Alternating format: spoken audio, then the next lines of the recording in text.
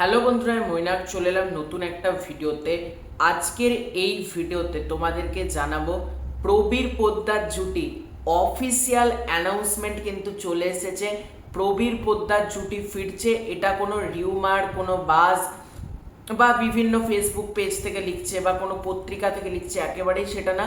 স্বয়ং বুম্বাদা নিজে পুরো ব্যাপারটা জানিয়ে দিয়েছে।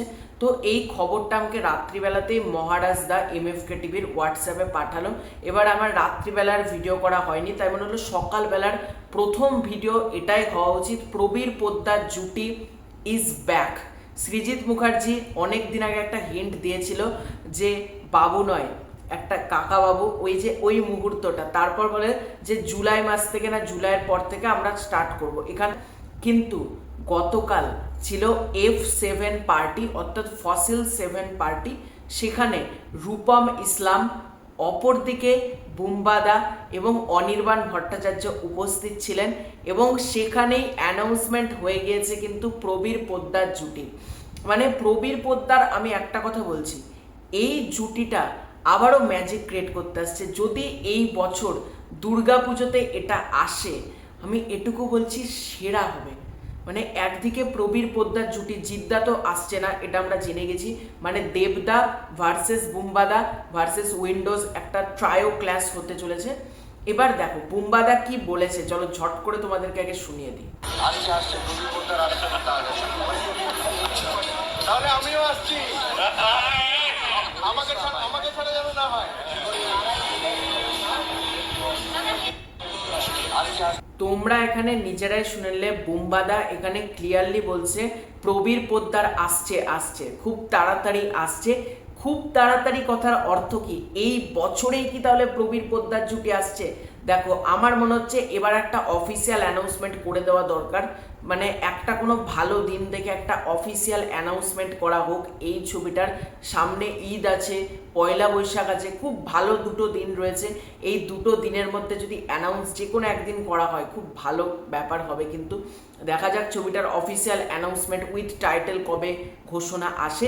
এবং সেখানে রূপম ইসলাম ক্লিয়ারলি বলছে কিন্তু তাহলে কিন্তু আমিও আসছি, আমি থাকছি তো। মানে রূপম ইসলাম মানে আগুন খেকো, 22শে শ্রাবণের সেই গান, এই শ্রাবণ ভিজিয়ে দিক দীর্ঘ ছায়া ধুলো, বা আগুন খেকো যে গানটা ছিল।